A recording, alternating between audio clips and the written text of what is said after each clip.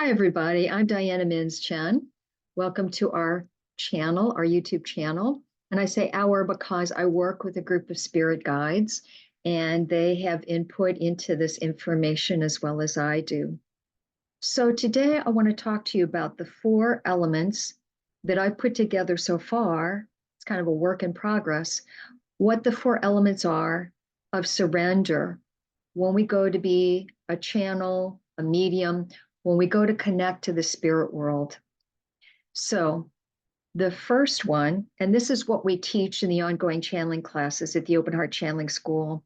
It's something that I've developed over about a year or so, looking at mediumship, looking at channeling, connecting to spirit guides is what I'm calling channeling, and then mediumship connecting to those who've passed in spirit.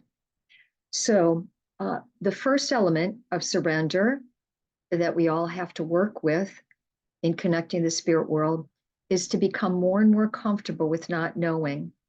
That means we don't know what is going to be given to us. We don't know what the guidance is. We don't know what's going to be said or shown to us. We have to really let go. And I always say to my students, channeling, when you're learning it, is a controlled, well, even when you're doing it professionally, it's a controlled letting go of control. So it's us deciding inside of ourselves, looking at how we can surrender, how we can just let go to the spirit world and allow them to have their say, allow them to give us guidance. And when we do that, there are other elements as well. And it's a learned skill. It's not something that drops out of the sky for most of us. It's something we have to learn over time, going through experiences, looking at what we did when we did it. And that's all looking at things after we channel. We want to really suspend our left side of our brain, our thinking brain, the one that wants to critique and judge and, figure things out. That part of our brain needs to really be put on vacation when we channel. We have to really be aware of that when it interferes, and it can. We can see an image. Here's an example of us coming in interfering and not allowing.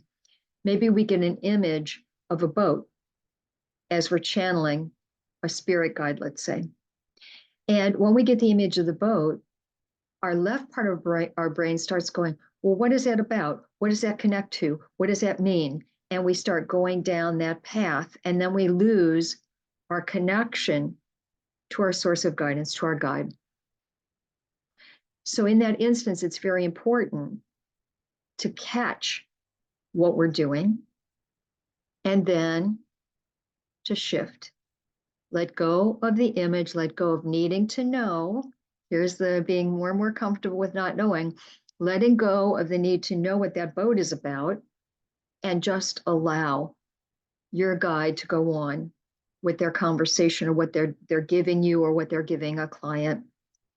Typically, when we get an image, and I'm going to make another video, I think, about the behind the scenes, what happens with us as we channel behind the scenes.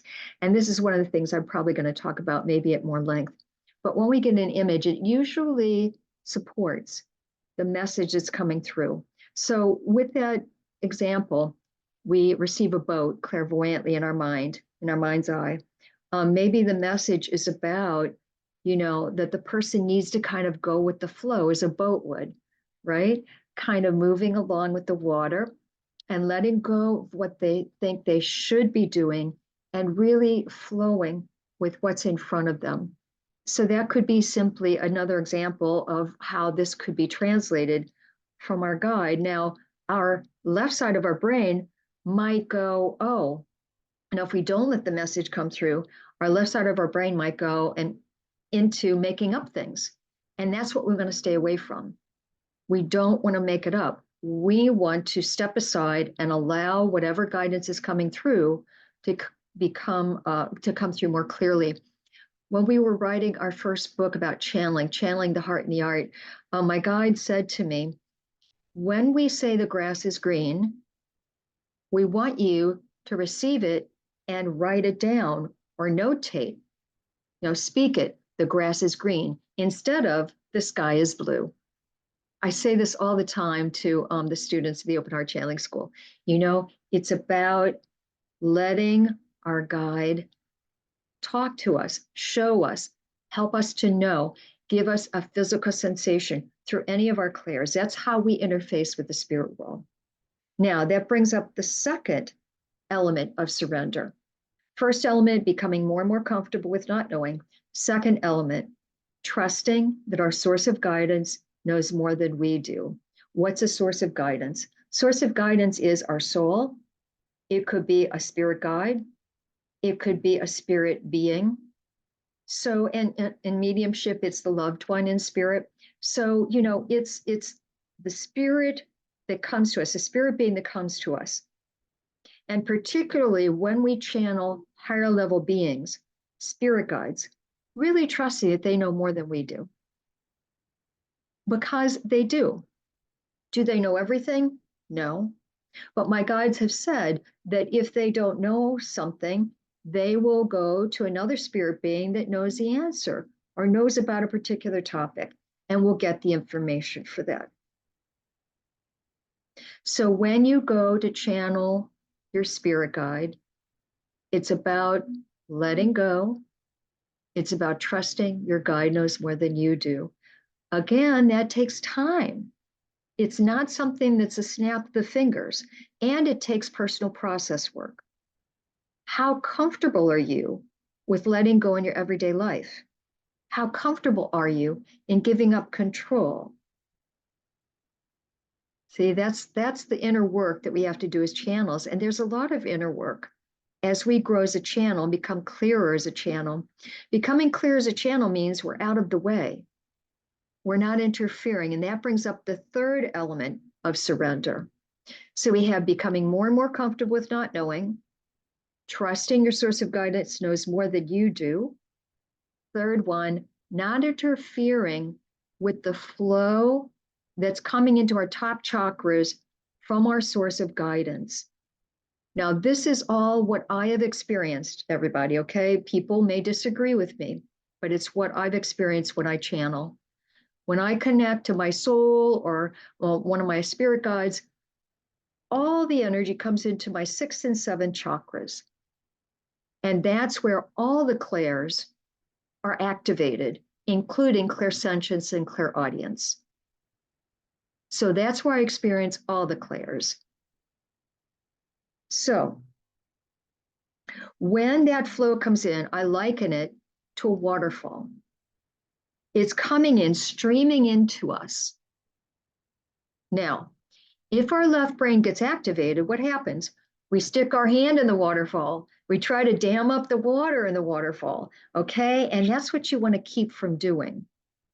You want to just relax, breathe, and receive.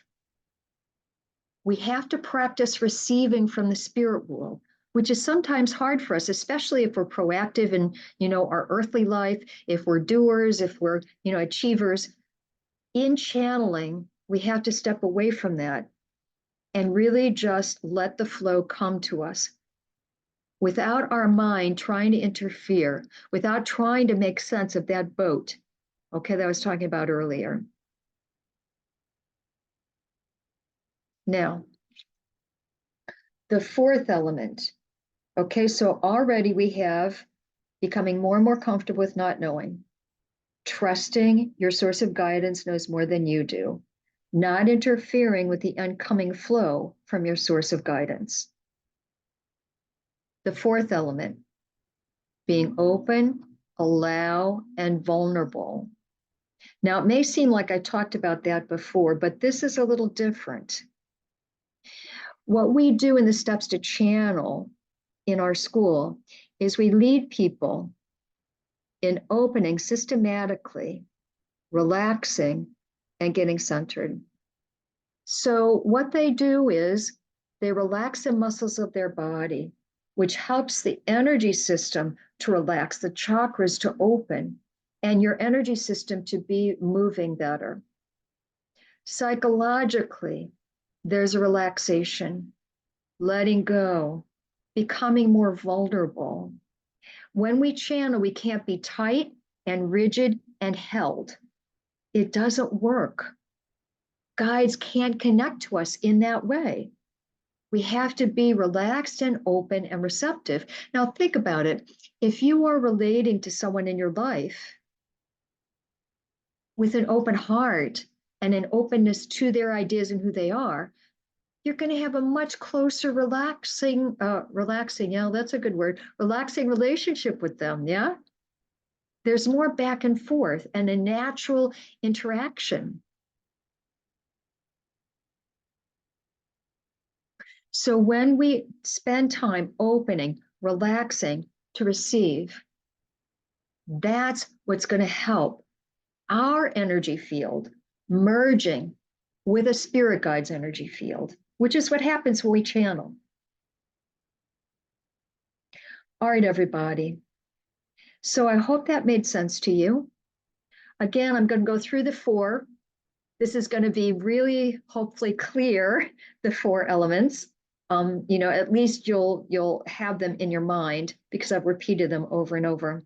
First one, element of surrender, becoming more and more comfortable with not knowing. Second element, trusting your source of guidance knows more than you do. Third element of surrender, becoming not interfering, right? Not interfering with the waterfall. All right. The flow comes in from spirit. You're receiving. You're not projecting out, but you're receiving. The energy flow is coming in. Now, I want to say one more thing about that, actually. You can have energy back and forth. You can have conversations clairaudiently with a spirit guide. But when it's their turn to talk, it's just like a human being. You don't want to talk over them. You don't want to interfere with your mind trying to think of things. So when your guide talks, you need to pay attention, relax, and receive. Okay, 4th element, becoming vulnerable, open, and receptive. And that takes you meditating, it takes you relaxing, it takes you being open to receive. All right, everybody, I hope that made sense to you. I'm going to make another video very soon about the behind the scenes that happens when we channel. Okay, bye-bye now.